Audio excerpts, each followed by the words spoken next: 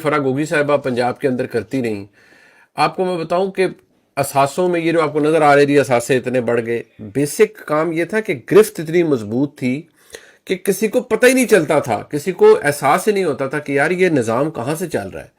List آ جاتی تھی، یہ کام کرنے ہیں، اس کے اتنے پیسے ہیں، اس کے اتنے پیسے ہیں، اور اس طرح سے اس کے اوپر اڑا دیا جاتا تھا سب کچھ.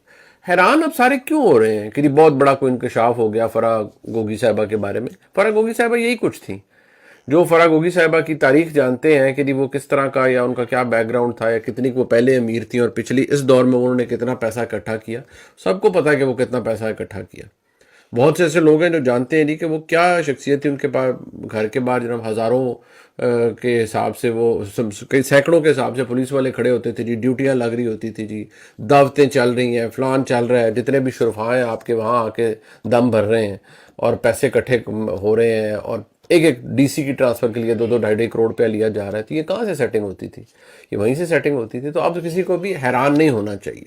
یہ جناب فرا گوگی صاحبہ کے حوالے سے یہ اپڈیٹ تھی، کسی کو حیران نہ ہو. اور اسی لیے وہ یہاں سے ان کو دوڑایا گیا کہ اگر وہ ایف آئی اے کے ہتھے چڑھ گئیں یا کسی بھی تحقیقاتی ادارے کے ہتھے چڑھ گئیں تو جو ساری باتیں اب بٹس اینڈ پیسز میں سامنے آ رہی ہیں وہ ایک دم سامنے آ جائیں گی اور وہ کچا چٹھا کھول دیں گی. آج بھی میں کہتا ہوں کوئی انڈیپینڈنٹ انکوائری ہو جائے وہ بتا دیں گی کہ عمران خان صاحب کے گھر سے اس کرپشن کا کیا تعلق ہے.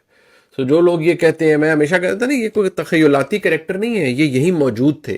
تو جو ایک پورا ایک لبادہ اڑا گیا تھا نا کہ بہت ایماندار قیادت اور بڑا یہ اور بڑا وہ، میرا ملک سے باہر کچھ نہیں ہے. بھائی ملک کے اندر آپ آئے اور آپ کے گھر سے کنیکٹڈ یہ سب کچھ ہوا. بہت سے لوگ یہ کہتے ہیں نہیں عمران خان نے ان کی وہ اہلیہ کی وجہ سے زیادہ معاملہ نہیں جی. عمران خان صاحب نے یہ سب الاؤ کیا تھا، سب پتا تھا عمران خان صاحب کو پنجاب میں کیا ہو رہا ہے، پر آنکھیں بند کرتے تھے. جو موجودہ آرمی چیف اور اس وقت D G I S I سے مسئلہ کیا بنا تھا؟ D G I S I نے جا کے بتایا تھا جی یہ کھرا آپ کے گھر میں نکلتا ہے، یہ لوٹ مچی ہوئی ہے پنجاب میں. عمران خان صاحب کو پسند نہیں آیا. تو اب ہمارے دوست کیوں گالیاں دیتے ہیں، سب کو برا بھلا کہتے ہیں؟ مانے اس بات کو، غلطیاں مانے کہ کرپشن کی ہے بھائی. باقیوں کو چور کہتے ہیں تو مزاد احترام، چوری تو آپ نے بھی کی، جتنا دا لگا اتنی کی، اور اپنے فرنٹ مین بنا کے کی.